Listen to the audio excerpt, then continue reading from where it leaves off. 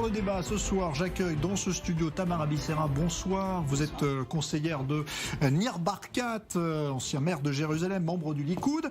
Avec vous, Marc Sarabia. Bonsoir, qui est membre, lui, des démocrates mobilisés, qui est ce mouvement qui manifeste activement depuis des semaines maintenant contre Benyamin Netanyahou, contre le gouvernement. On a l'impression qu'on revient à ce qui s'est passé il y a quelques mois. C'est-à-dire qu'il y a des pressions sectorielles qui s'exercent. Alors, le ministre de l'économie qui dit, bah voilà, il y a la pression des professions, des commerçants, des entreprises, des professions indépendantes. Il y a la pression des religieux qui veulent retourner prier, qui veulent pouvoir se marier avec beaucoup de monde. Et pour l'instant, Netanyahou a l'air de vouloir résister. Est-ce qu'à votre avis, c'est lui qui a raison, finalement, il faut résister là aujourd'hui cette fois, ou est-ce qu'il faut entendre aussi cette détresse sociale? En fait, les décisions ne sont pas dictées par des raisons professionnelles. Et le directeur du projet Corona, le professeur Gamzo, avait dès le début proposé de faire une fermeture différentielle, ne fermer que les foyers de contamination et de laisser l'économie continuer et dans les villes vertes. Mais des considérations politiques ont dicté une décision et ont imposé une punition collective, en fait.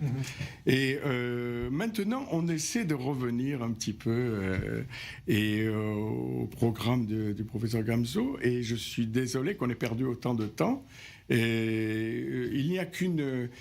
moi, je pense qu'il faut revenir et d'abord confier le projet uniquement aux professionnels et que les politiciens s'occupent d'autres choses. Il y a beaucoup d'autres choses à s'occuper. C'est-à-dire, il y a une crise économique sans précédent. Il y a un déficit de 100 milliards de shekels du budget. Il n'y a pas de budget. Il n'y a pas de budget pour l'année prochaine. Il y a près d'1 million de chômeurs. Et donc, ça c'est le rôle du gouvernement de s'occuper. Pas de s'occuper des considérations épidémiologiques, à mon avis.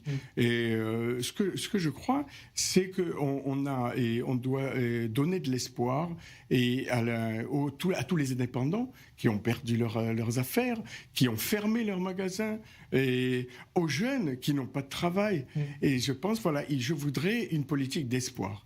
Voilà. Mais là, ce qui est décidé ce soir, c'est pas l'espoir pour vous, le fait qu'on réouvre les plages, par exemple. C'est un balbutiement.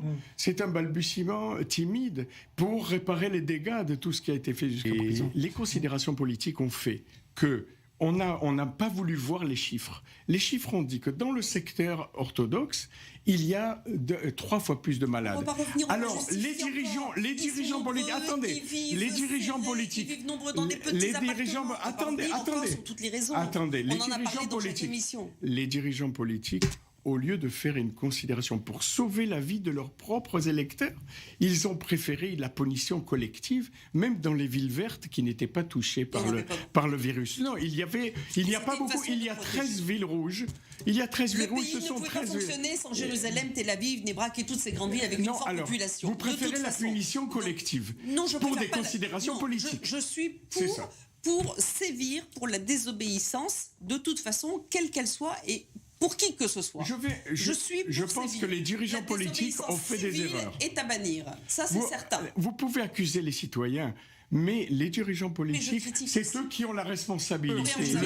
Le leader religieux qui veut protéger ses électeurs, il doit proposer le couvre-feu dans les villes touchées. C'est par souci pour la population qu'il faudrait le faire. Mais comme on ne l'a pas fait, alors on en est là. Le Premier ministre, en bon père de famille, a pris des décisions, a pris les bonnes. Je fais confiance au Premier ministre Benyamin Netanyahou et il a fait ce qu'il fallait faire et je continue de lui faire confiance. Très bien, bravo. C'est un très bon Premier ministre. Très bien, malgré la catastrophe économique. Il n'y a pas de catastrophe. La catastrophe économique, monsieur, elle aurait été la même si on avait eu un Premier ministre de gauche. Ça aurait été la même si on avait eu un Premier ministre de gauche. Et elle aurait été pire parce qu'on aurait démarré avec une économie bien plus basse que celle avec laquelle on a démarré.